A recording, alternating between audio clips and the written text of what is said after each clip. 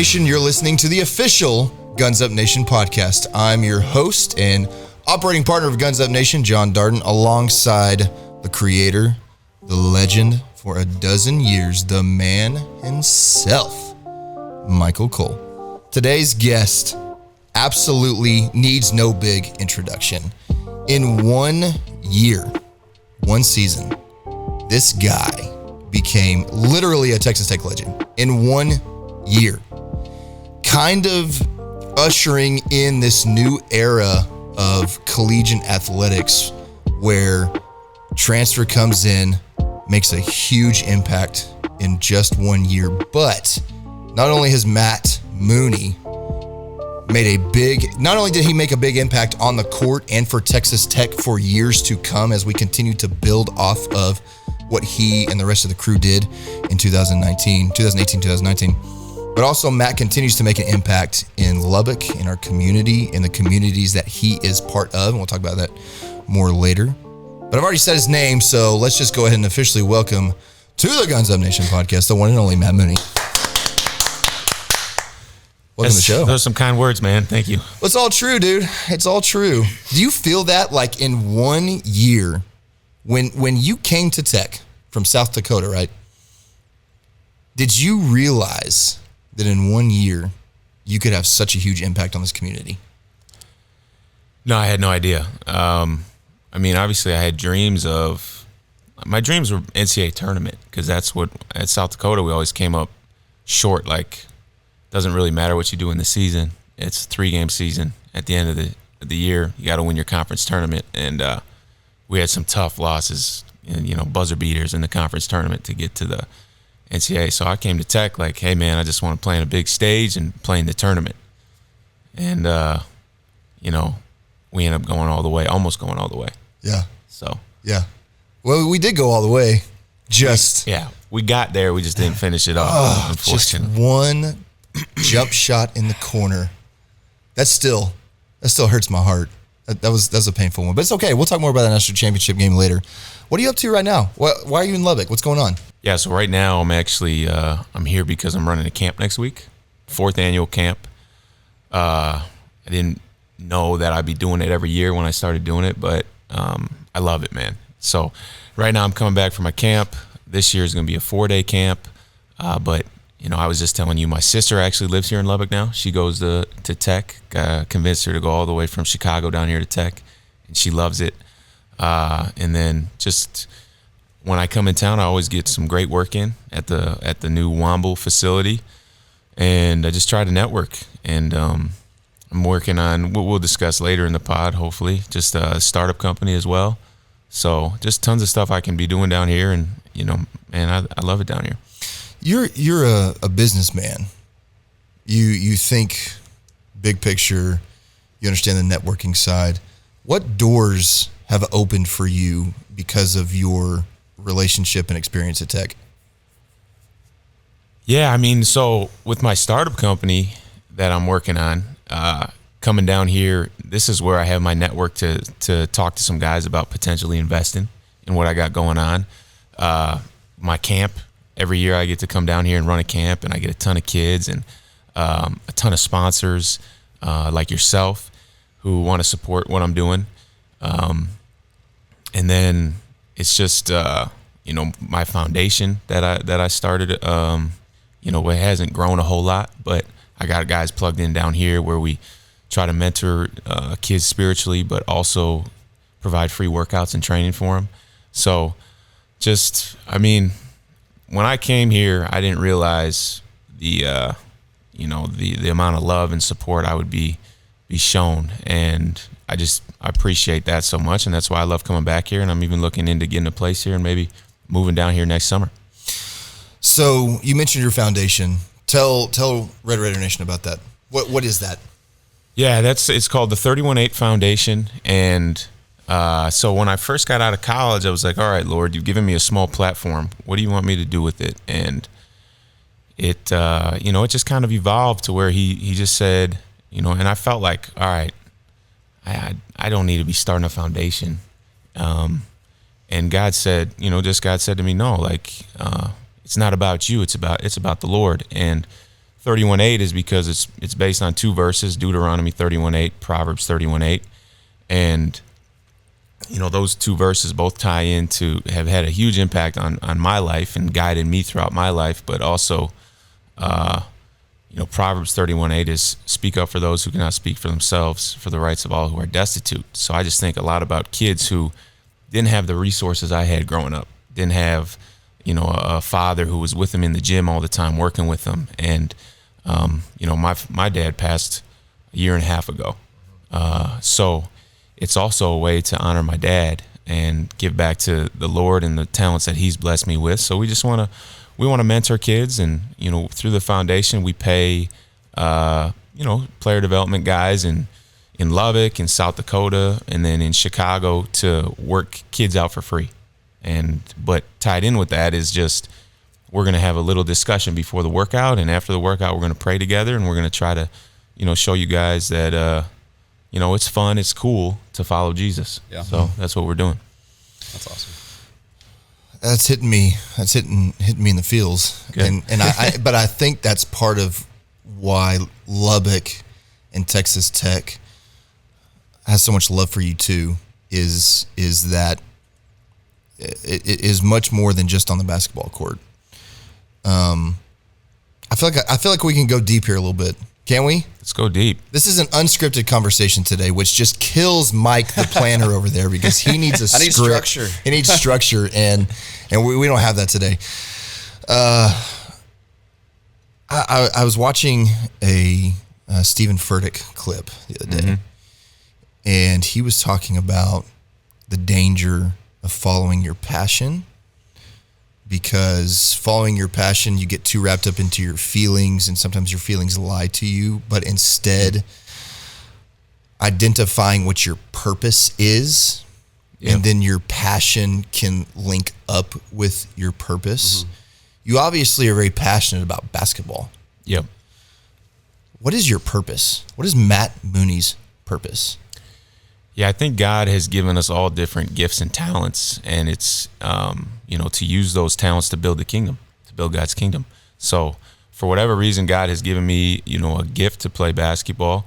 And all right, so what do I do with that gift? And, that's where the foundation comes in. That's where, when I get on teams where, a lot of guys aren't doing the right things and might not have had great guidance, it's like, hey guys, let's get together once a week and talk about and read through some scripture and talk and just try to become better men. Like when I'm in Chicago, I get some guys together once a week on Wednesdays just for a men's group.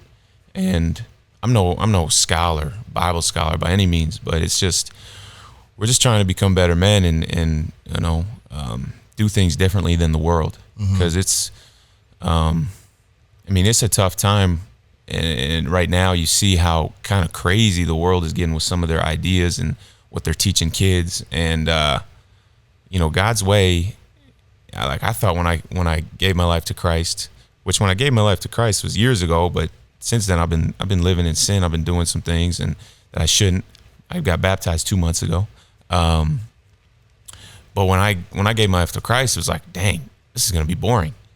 But, I got to live this holy lifestyle. But it's like, wait a sec. No, God calls us to do amazing things. And his way is actually the most fulfilling way.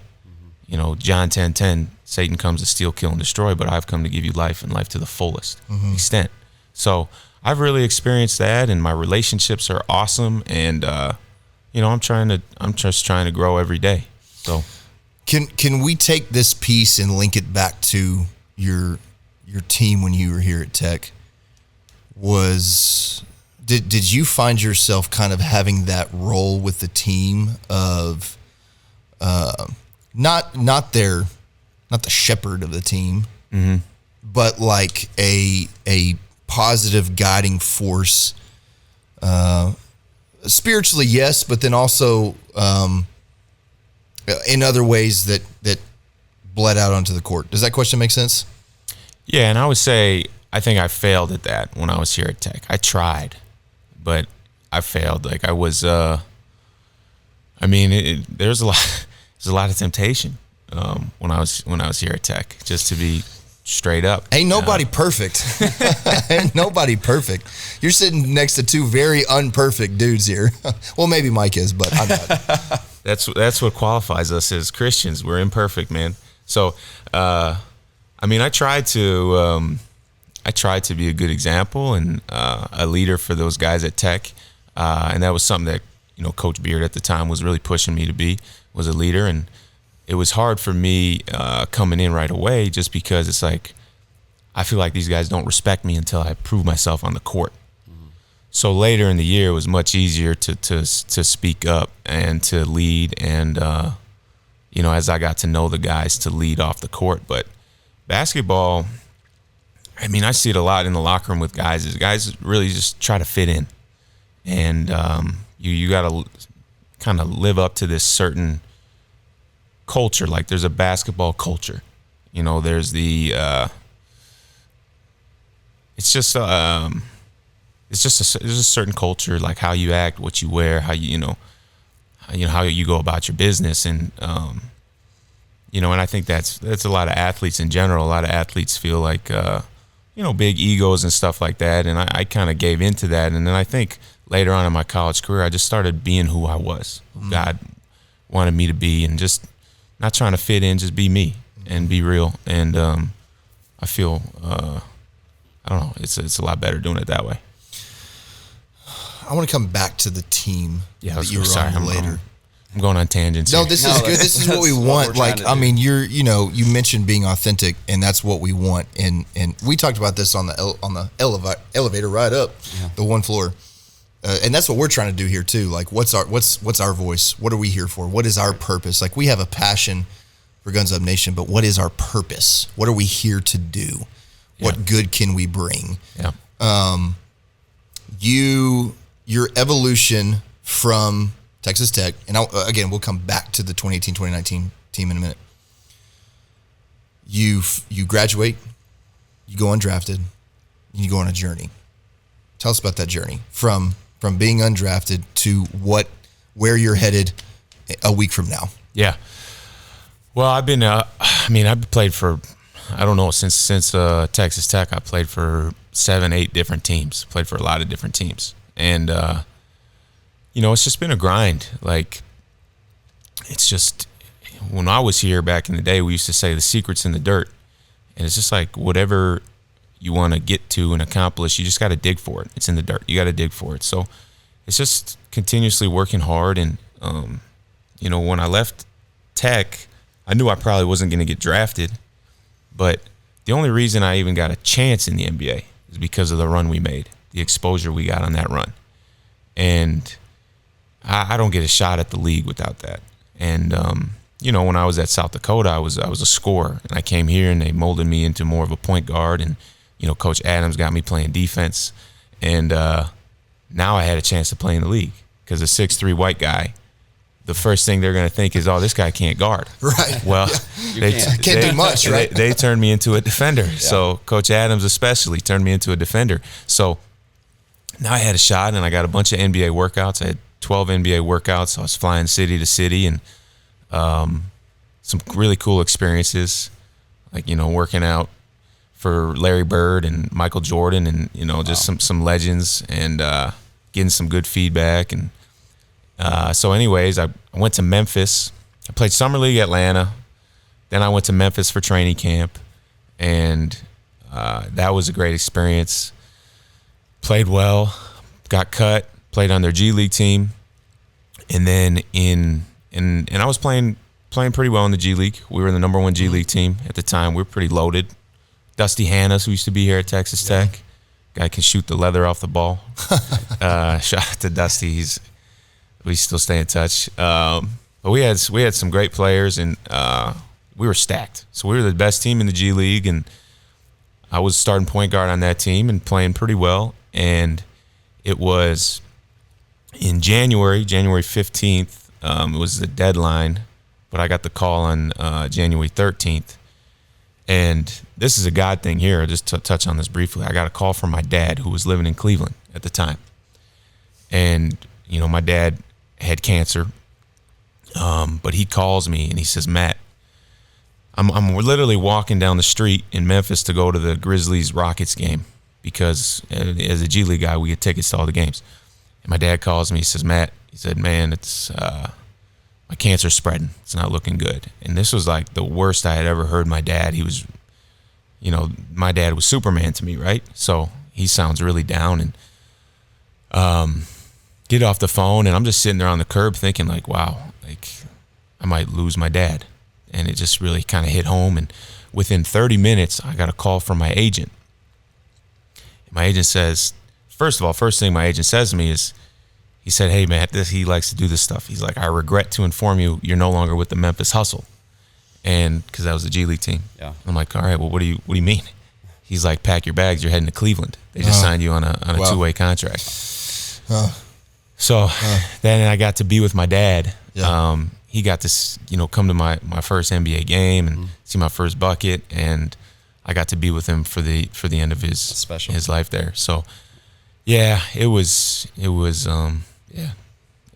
God thing for sure. So, anyways, I'm going on and on here, but no, please keep going. Yeah, so Cleveland and COVID hits. So we had that whole time period. I go back to training camp in Cleveland the next year and don't play great in preseason or don't play good enough, get cut, go to Toronto for the G League bubble, played pretty well, was in the mix for some 10 days, didn't get them, ended up getting shoulder surgery last summer, came back way too early, played with the Jazz in Summer League. I couldn't shoot, so it just it kind of messed me up this past season a little bit, just not being able to shoot the ball. And so this last year I was just trying to get healthy and play G League with this expansion team, the Mexico City Capitanes. Mm-hmm. And then, I got signed by a 10-day by the Knicks in December. They let me go. Then they brought me back a day later for another 10-day. And I never really played 2 minutes for the Knicks. So that was confusing, but great experience. And then after that, it's like, all right, maybe try this overseas thing. So finish up the season in Spain. And now this offseason, I've just been working on some other things, just getting healthy, really, and just started getting back in the gym and heading to Germany in a week. What a story. What a story, dude. It didn't even start from the beginning. I mean, from Illinois, right? Yeah. To South Dakota. Well, and where were you before South Dakota? You were in... I was at Air Force. Air Force, that's right. Yeah. Left that out, so... So, I mean, gosh, there's so much to unpack in there. I have so many questions. We can't turn this into a 3 hour. Go ahead. I won't well, no. We appreciate the long answers because, and I appreciate you sharing some of that with your dad. I mean, that's, Mike said that's special. And well, it had to be a very hard time for you. I mean, being away from him, I'm sure you wanted to be around him during that time, and It was really hard. Yeah. Because if I wasn't playing in Cleveland, I wouldn't have been able to be with my dad as he was going through his treatment and really needed some support. So like that whole COVID period, he wasn't doing great, but I was with the Cavs. Yeah. So I was in Cleveland working out, and I would go get to see him every day. Mm. So grateful for that. Yeah. And how all that falls into place, how whatever your bent is towards how that happens. Coincidence? No.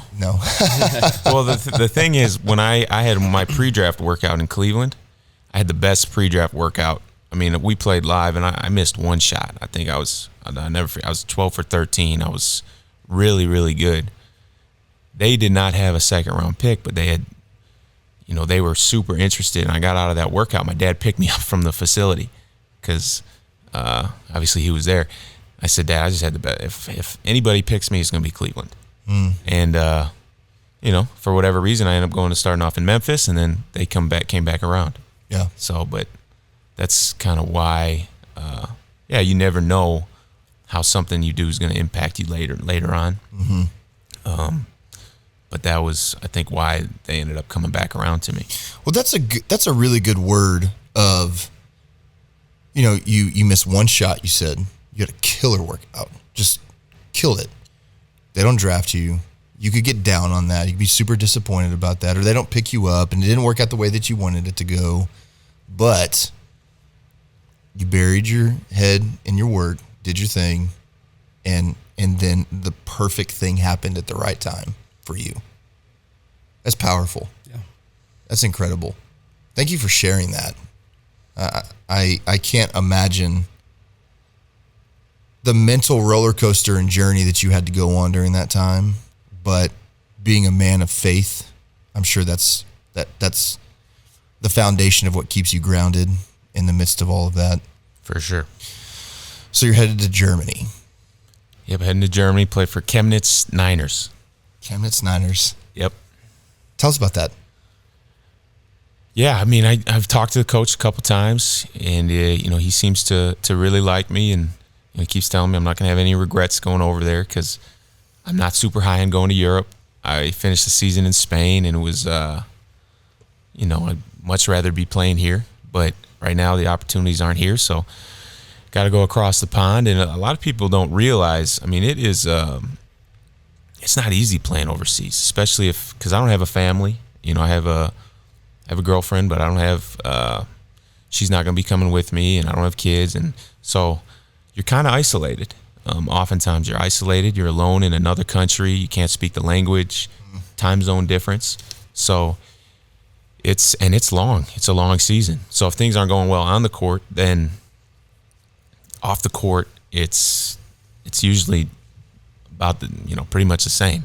Yeah. Like if you're not around, your people and if things aren't going well on the court, it's probably going to be difficult off the court. And you just got to be careful where you go in Europe, because you make a wrong move or a coach kind of screws you over, it really affects your career. So I just want to be really careful before I went. And how can Guns Up Nation then support you in that? How can Red Raider Nation, while you're overseas and you talk about no family's going with you, some potential isolation moments, right? Like, what can Red Raider Nation do to support you this season?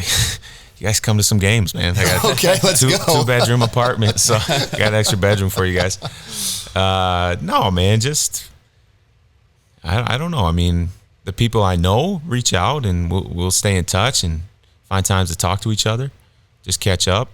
And the support on social media is great. I was about to ask that. Does that the reaching out from the fans and yeah, does that help?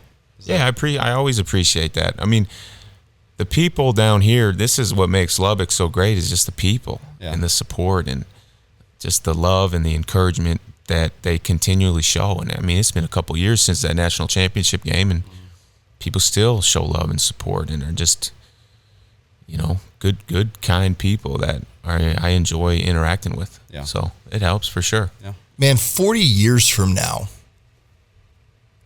people are going to talk about that game.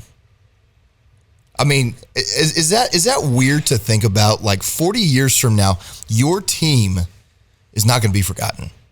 Like, there are teams in all schools and professionally that nobody remembers anything about that crew. 40, 50 years from now, nobody is forgetting your name. Nobody is forgetting that team. I don't know if nobody, but no, that is cool. I mean, we left a legacy. I think we almost achieved our full potential. Mm-hmm. Like everything we could have as a team, we almost achieved it. And I mean, what makes it so fun is just the community that was behind us, the support, coming back, winning games in the tournament, coming back, and everybody's outside, just like banging on the bus and cheering, and like, you can't even get off the bus. It's like, I mean, it was fun. It was really fun. So can we dive into that year a little bit? Yeah.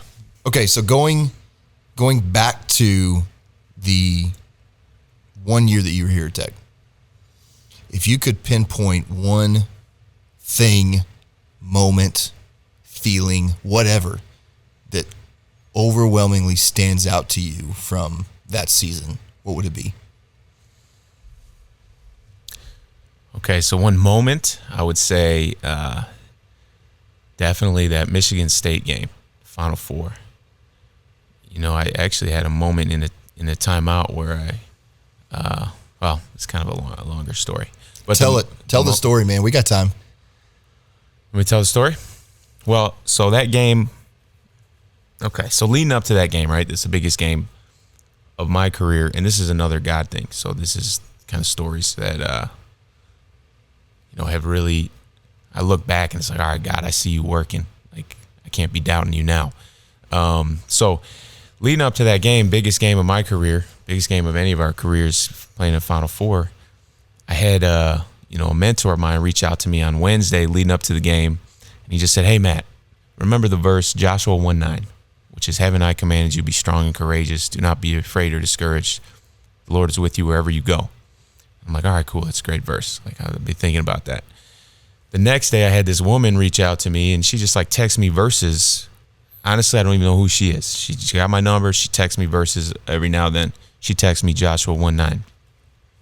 The day before the game, we're practicing in this, I think it's St. Thomas or somewhere in Minneapolis. And this guy was walking in, and on the back of his helmet, he had the verse. The little cross player was walking in the gym. He had the verse Joshua 1:9.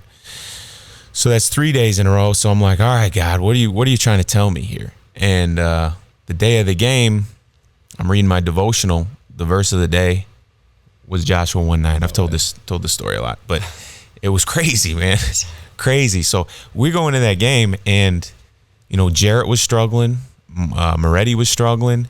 It had been 10 minutes in.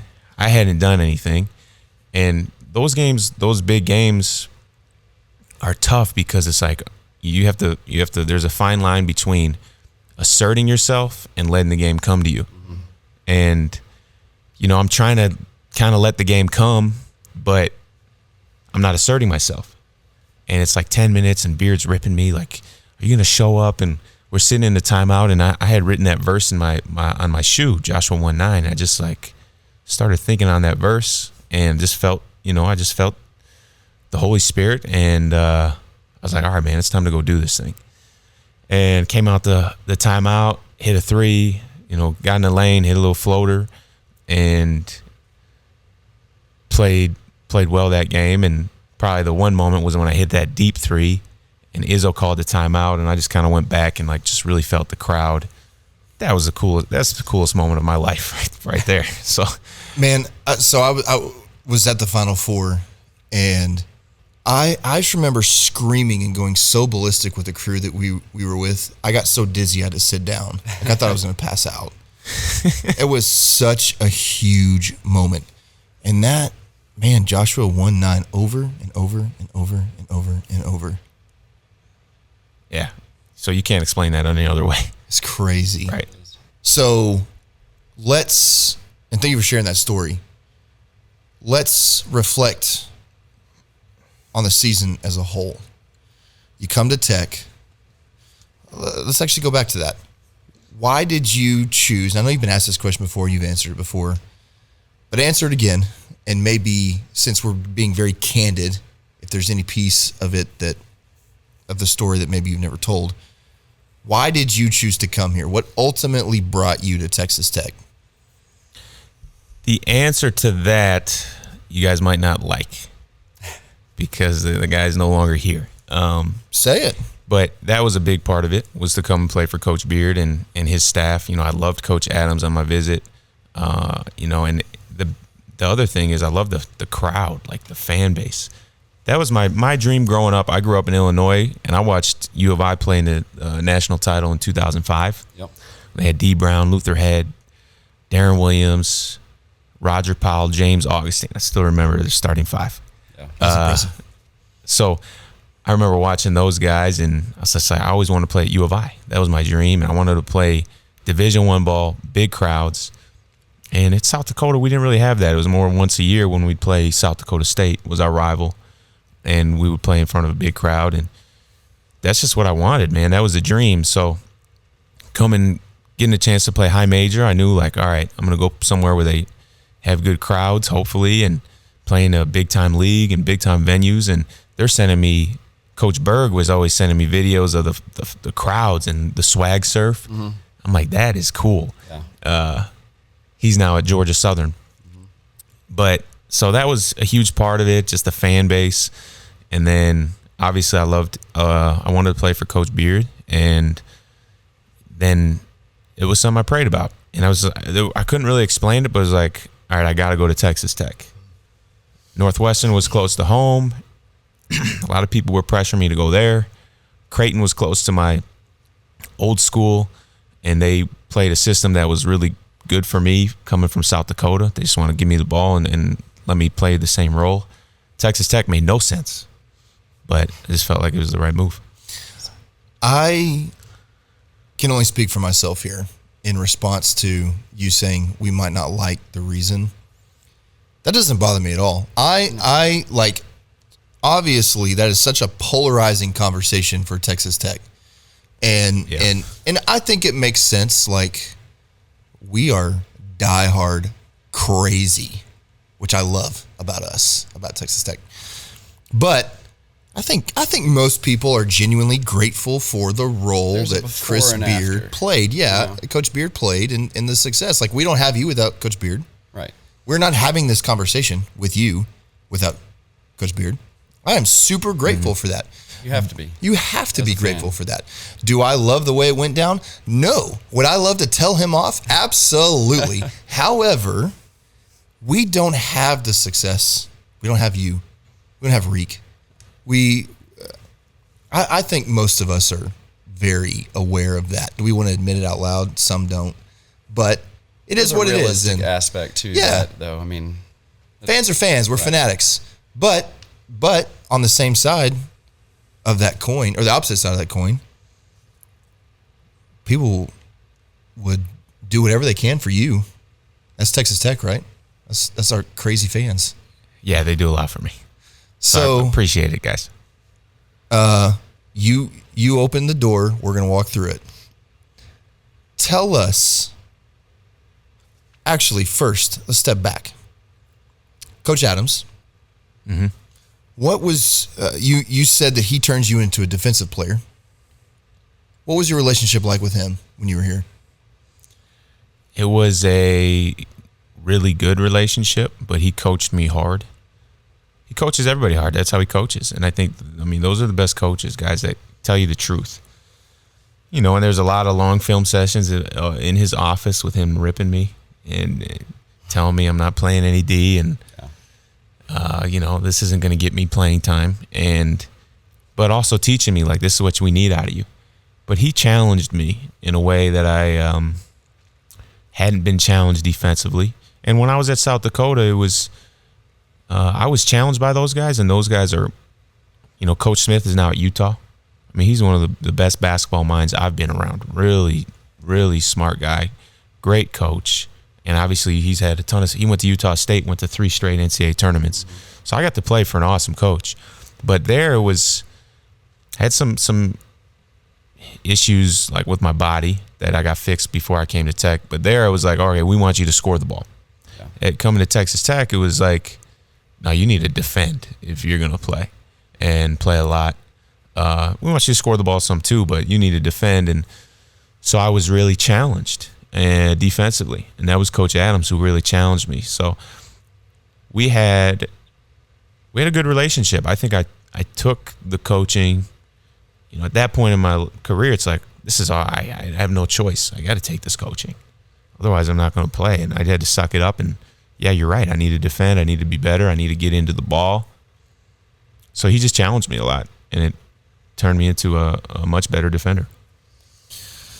That seems to be a recurring theme when we ask players about Coach Adams, is that he's going to teach you, but he's going to have really high expectations of you, and he's going to push you hard, which not everybody loves that. I feel like you got to be pretty strong, mentally strong. But then if you're going to play D1 Big 12 basketball, you better be pretty mentally strong in order to do that too. So would you be willing to compare and contrast the coaching styles of Coach Adams and Coach Beard? We're asking some of the questions that we know the Guns Up Nation fans want to know.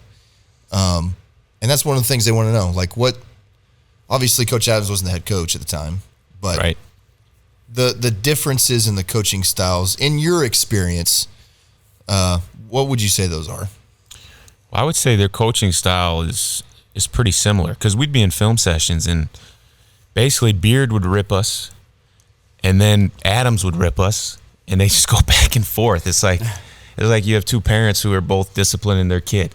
Yeah. You know, Beard would get on us and then Adams would get on us. So then it's like, okay, I guess what Beard is saying is true, because now Adams is saying the same thing, just differently.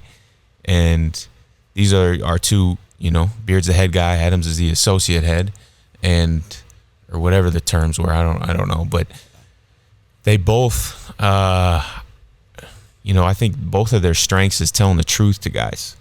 Now, a lot of these kids coming up, and even when I was playing too, it's not like it's much different, but they're just always told how good they are. Mm-hmm. And I think it creates a soft generation of just entitlement and ego, and I mean, even they're just showed so much love at a young age that it's hard to be told, like, you were terrible last night, and here's why, and you're going to sit here and listen to me and take this. Taking that criticism is too much for some of those personalities.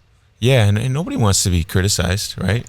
So but those guys will tell you the truth. I think that's the similarity in their coaching style. The difference is it's just in more of the style of play. So, but both of them will tell you the truth and also develop a relationship with you. What would you say the differences in the style of play are? If you could unpack that a little more. Yeah, well, Beard's, you know, I'm not sure. I mean, I watch him play still, but he's big on the motion offense. More catch, hold, see what's going on. You know, a lot of flare screens, and there's a lot of freedom within the motion, but it's more slower. It's a little bit slower tempo, and but now he's doing more pick and rolls, and you know, he's adjusting a little bit. But Adams is more, you know, let's run, let's put guys in the spots that they can be successful in. Not as much motion, more. I don't know. I gotta be careful here, but I think a little bit more freedom. Mm-hmm. I'd say. Yeah. What do you mean you need to be more careful? I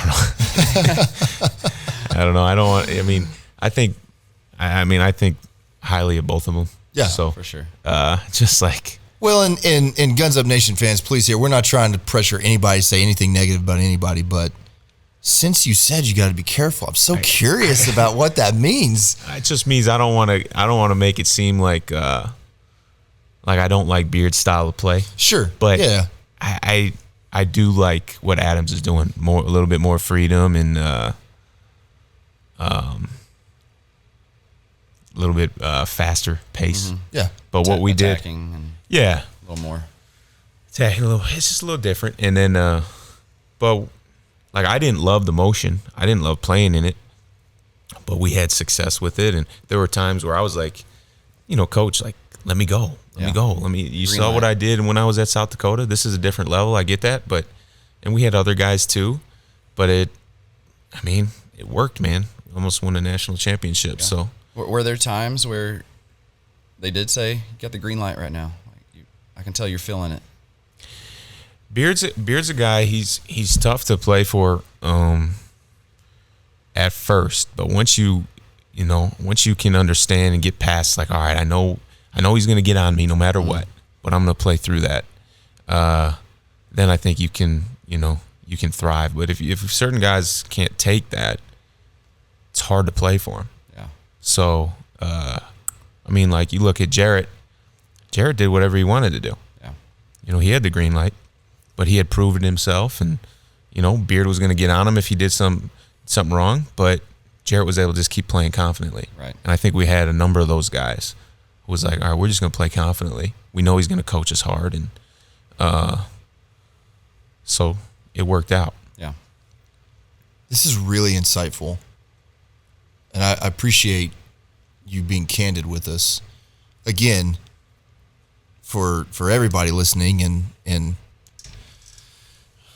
the goal here is never to pit one person against another, and I appreciate your thoughtfulness and your response to that, but also being candid and open with us. I mean, I think, the casual fan may not understand the difference in a more free and open style of play versus a motion offense. Like you said, a catch and hold and kind of wait and see what's going on. And but I think the insight into you unpacking that a little bit more is helpful for the fan that maybe doesn't really understand. Like, well, basketball is basketball. Just get the best players that you can, put them on the court, and see what happens. Yeah. Coaching style does play a role in that, and the type of offense that you run. And I will be very curious to see, because the offense is shifting this year too, right? With the more Golden State style offense, which seems to be even more free and open, unless I'm misunderstanding how that offense is run. Be very curious to see how that goes.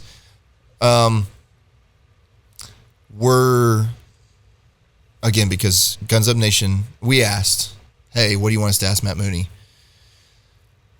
Were you surprised at the departure? And then also, were you surprised at Coach Adams being hired on both sides? I was surprised about the departure. I wasn't too surprised about Adams being hired. I was really excited for him. But the departure, I was surprised. I was disappointed. Like, just like Beard was my guy. And I want Beard to stay here at Texas Tech. And the fact that he went to Texas in the Big 12, a rival of ours, it was like, man, that hurts. But, like I told you guys, Beard's still my guy. Yeah. He's done so much for me, and he still does. He still talks to scouts, and we try to stay in touch. So, but super disappointed when he left. But I still love Coach Beard, always will. And then with Coach Adams, after Beard had left and that had kind of set in, it was like, all right, he's really going.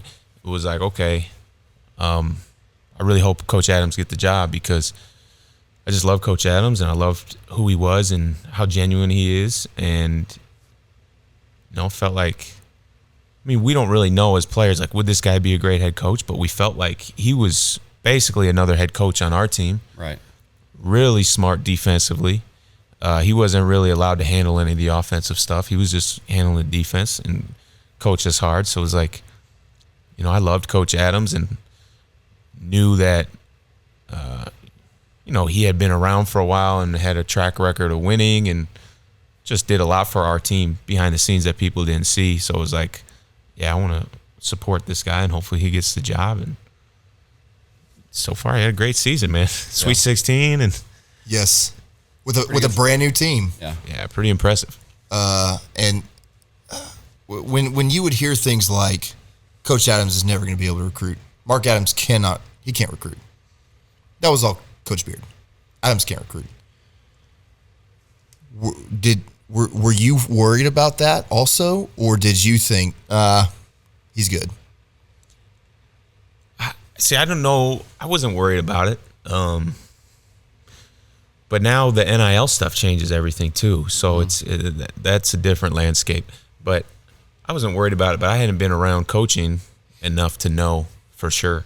But like, you get a good staff, and I don't really know why people say that. Just because he's a little older than the average head coach, or maybe he can't relate to the younger guys, but that's most coaches. So I think he's genuine. He's the real deal, and we've been getting guys, right? Absolutely. Yeah. Highest rated recruit we've ever had in our history, and Elijah Fisher, and with Jalen and like all those guys this year. What do you think about this year's team? What do you forecast for those guys? Knowing that we probably on paper have the most talented roster we have ever had in the history of Texas Tech, what do you foresee for them? In the positive, and then what fears do you have for those guys? Yeah, so I've been around a little bit this summer. I've been in town, once or twice, watched them practice twice. First time I watched them practice, I was a little skeptical. Second time, I was much more confident that they're going to be, they're going to be legit. I think they have a lot of pieces, a lot more skill. They got some shooters, and it just takes time with the new guys because you don't know who your leader is and who's the alpha, who's our guy that we're going to rely on down the stretch. One or two guys that are going to make those plays. But O'Banner's coming back, and he's been around for a while, and he's proven, and got some transfers that have proven themselves before. I really like the point guard Davion Harmon. Mm-hmm. Yeah, he's tough. Fardaws. Ooh, Dawes. Bacho. Oh, yeah. Bacho's impressive. Yeah. So, man, we're hearing incredible things about Bacho right now. Incredible things about that guy. Yeah, as you should. Bacho's the real deal. So I think a lot of scouts are taking notice of Bacho. So I think, he'll have a big year. Yeah, they got a lot of pieces, man. A lot of pieces. Hopefully this Jalen transferred in will play a big role. And I don't know. It's hard to say so early, but I think they got pieces to make some happen. Well, and so much of it is the team chemistry, like y'all had, right? Right. I mean, it's not necessarily always having the most talented team, but that chemistry is a big part of that, right? I mean, that's everything. Yeah. I mean, it's not everything, but I think it's probably most important. Yeah. Because, without the chemistry, it just, it A bunch shatters. of individuals that. Right. It's a team game. Yeah. So we weren't the most talented, but we had a lot of success because of that. I don't know. Y'all are pretty dang talented. Y'all are pretty dang talented. Maybe not on paper. How many draft picks, though? We had one. Yeah. I think a lot of that was right. that chemistry, though. Yeah. That talent came from a team chemistry. Yeah. I mean, am I wrong? No, you're not wrong. You look at that in any sport, any era, Yeah. any championship team, they're going to have chemistry. Yeah. You got to have guys that are able to get on each other and take it. And, we had that. We totally had that because we loved each other off the court. So, but it can't be fake. Right. It's got to be Genuine. a lot of coaches can try to push you guys to you guys to get along and do stuff off the court, but it's got to be genuine. And I think you get genuine chemistry when you recruit good dudes. Mm-hmm. So we didn't get the 5 stars. Good character and. Not that those guys aren't good dudes. Some of them are, some of them aren't. Yeah. But we had a lot of good dudes who wanted to win. So It's about being coachable and just having that drive, right? I mean, that's kind of the Texas Tech mentality is. right. And I will give a lot of that credit to Jarrett because he was our our stud, our star, and he wasn't cocky. He was humble, And he's from Lubbock. He's homegrown. right. Well, and faith Yeah, plays that's- such a huge role in his life too. And Yeah. And then our other guy, Moretti was big time, and he's from Italy, and he's the man over there, and he came in and took a role, and Brandon Francis even, and Tariq. Yeah. These guys, we just wanted to win, so we didn't care who got the credit. We were just going to win, and then, I heard this a long time ago. With team success comes individual success. yeah, So, we could have lost first round of the tournament. Jarrett probably doesn't get picked as high. Me and Tariq don't get opportunities. Other guys don't get opportunities overseas and to make good money. Yeah. But when you win like that, everybody gets opportunities. Yeah, get that spotlight. well, and it seems like so many of the recent Texas Tech guys, the dudes, whether you're talking about the Elite 8 team or your crew in the national championship last year's Sweet 16 run, they all, I think of Norris, I think of you, I think of Reek, I think all the guys who still have such a passion for Texas Tech and who still love this community.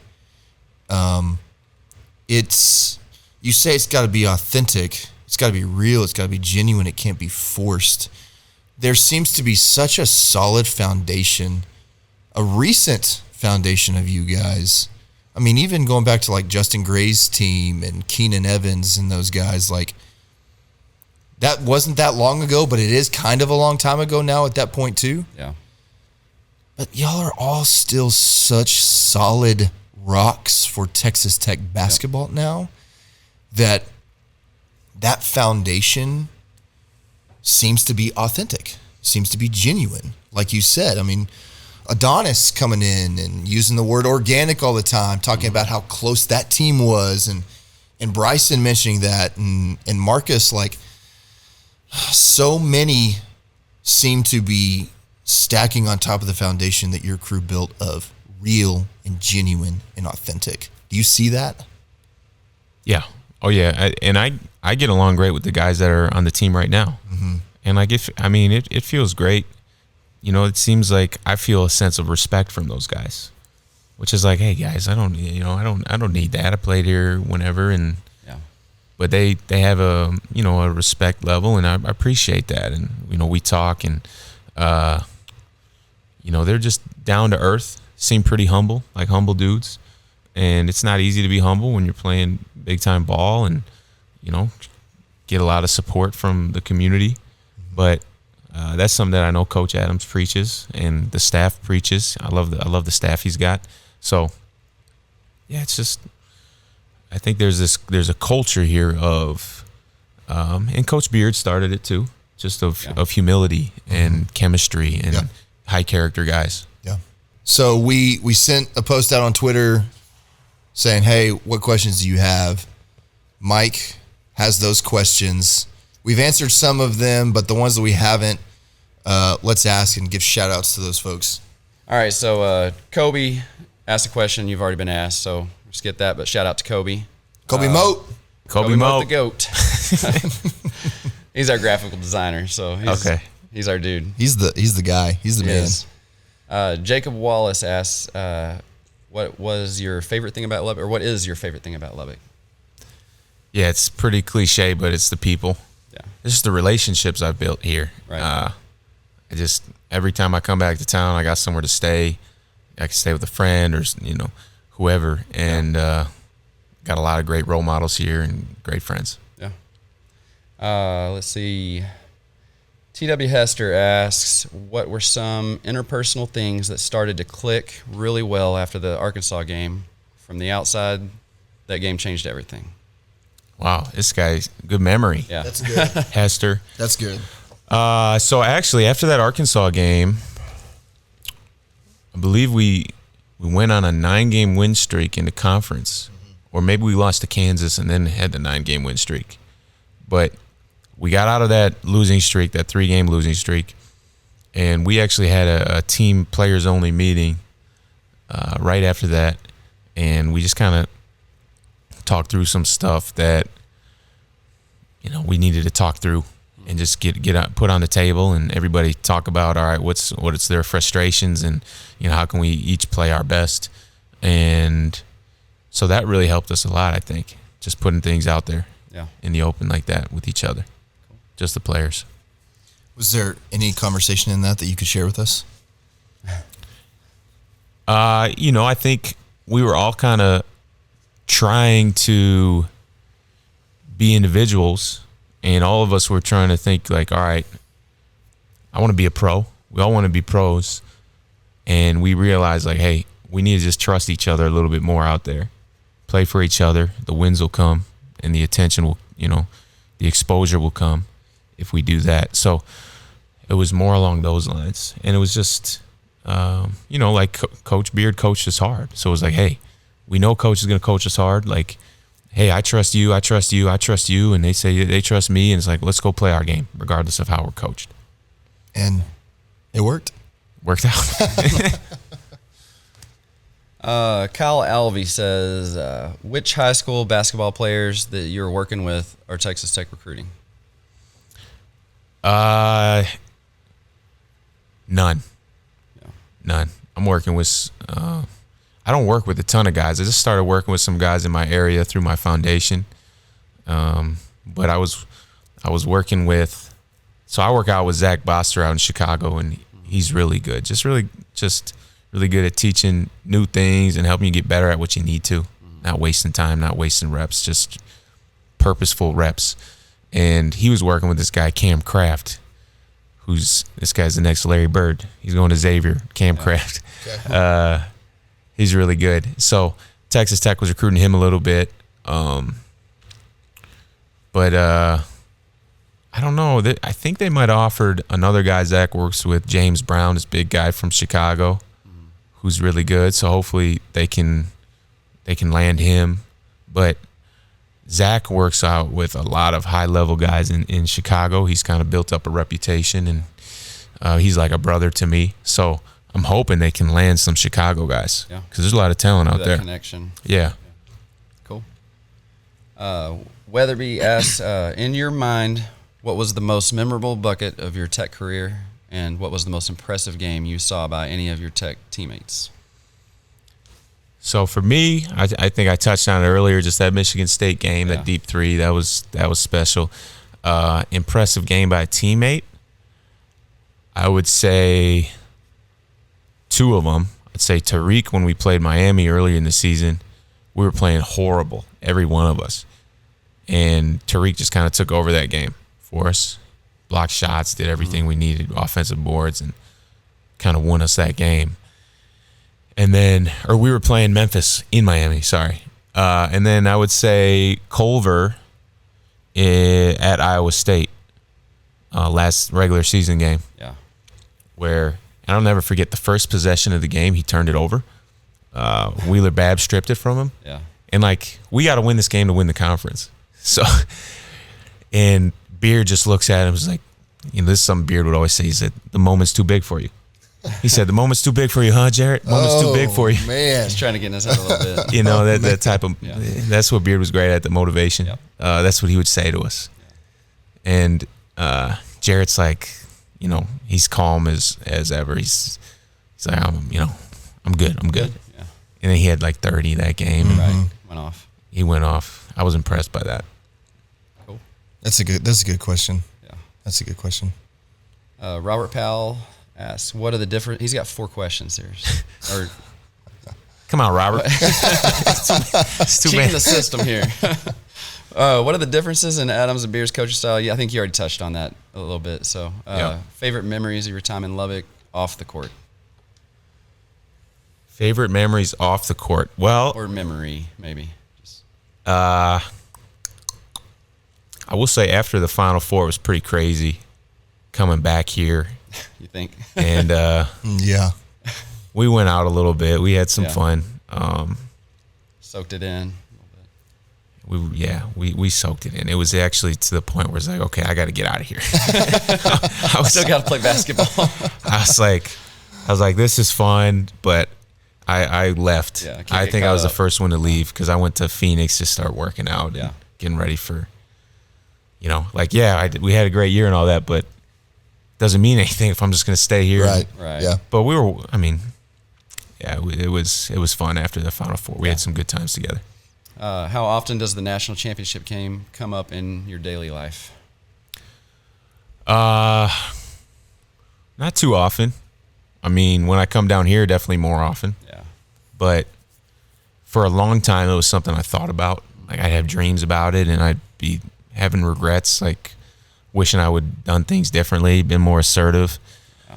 But, the sun comes up the next day, and life goes on. Yeah. So, I just appreciate getting there and try to learn from it. Yeah. All right, and the final question says, how many cacti do you own? I don't know if you're aware of the I'm aware. I'm aware. Yeah, that's. I own none, but I'll get one. Yeah, I'll put it. If I get a house down here and Airbnb it, get some cacti in there. Yeah. You got cactus garden, maybe. If you mentioned the Gypsy House down here in Lubbock.